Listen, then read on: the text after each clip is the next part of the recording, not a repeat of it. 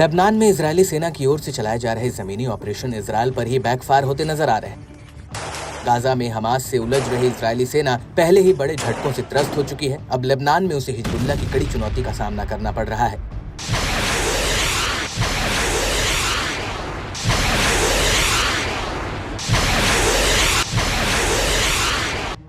यही वजह है कि इजरायल को अपनी शुरुआती दौर से हिजबुल्लाह से टक्कर मिल रही है। हाल में इजरायली रक्षा बलों ने खुलासा किया कि दक्षिणी लेबनान में हिजबुल्लाह के खिलाफ भीषण लड़ाई में 10 इजरायली सैनिक मारे गए और कम से कम 28 अन्य घायल हो गए। बताया जाता है कि इजरायली सैनिकों की मौत सिर्फ 24 घंटे के भीतर 3 अलग अलग घटनाओं में हुई। लेबनान में जमीनी हमले की शुरुआत के बाद से भीषण लड़ाई के दौरान 27 सैनिक मारे गए हैं, लेकिन इस हफ्ते की शुरुआत में हिजबुल्लाह ने दावा किया कि उसने 70 इजरायली सैनिकों को मार गिराया है।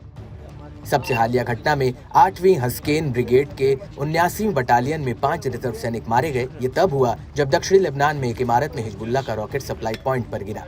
इस दौरान 19 अन्य घायल हो गए, जिसमें से 4 की हालत बेहद गंभीर बताई गई है। आर्मी रेडियो के मुताबिक घटना की आईडीएफ की जांच के पहले नतीजों में कहा गया कि 79वीं बटालियन कई दिनों से मोर्चे के पूर्वी हिस्से में एक गांव पर हमला कर रही थी। 24 अक्टूबर की देर रात हिजबुल्लाह ने आईडीएफ पर रॉकेटों की बौछार की, जिसमें से एक रॉकेट उस इमारत पर जा गिरा जहां एक रसद काफिला मैदान में सैनिकों के लिए सप्लाई लेकर आया था। कुल 24 जवान घायल हुए, जिनमें से 5 की बाद में मौत हो गई, 4 को गंभीर चोटें आई। टाइम्स ऑफ इजरायल के मुताबिक इसके अलावा 4 रिजर्व सैनिक तब मारे गए जब हिजबुल्लाह के लड़ाके सुरंग की शाफ्ट से निकले और ग्रेनेड फेंककर आईडीएफ सैनिकों को चौंका दिया था, जबकि 5वां सैनिक एक अलग घटना में मारा गया। इजरायली सेना ने बताया कि लेबनानी सीमा पार से उसके हमलों का मकसद हिजबुल्लाह के बुनियादी ढांचे को नष्ट करना है।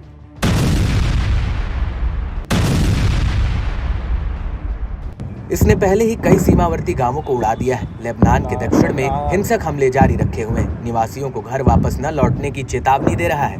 वहीं इस घटना पर इजरायली पीएम ने भी दुख जताया है। नेतन्याहू ने कहा कि पूरा देश हस्केन ब्रिगेड की 79वीं बटालियन के 5 लड़ाकों की मौत पर शोक मना रहा है। जो दक्षिण लेबनान में मारे गए जवानों ने हमारी सुरक्षा के लिए सबसे बड़ा बलिदान दिया। इस बीच इजरायली सेना प्रमुख हर्जी हलेवी ने कहा, लेबनान के साथ उत्तरी मोर्चे पर युद्ध वास्तव में हिजबुल्लाह के कमांडरों को बाहर निकाले जाने के बाद रुक सकता है, मगर ये इजरायली पीएम की ओर से अपनाए गए रुख को नहीं दिखाता है, जिन्होंने युद्ध विराम समझौते से इनकार कर दिया है। लेकिन बावजूद इसके ऐसा माना जा रहा है कि समूह फिर से संगठित हो रहा है, युद्ध में अधिक एडवांस हथियारों का इस्तेमाल करना शुरू कर रहा है।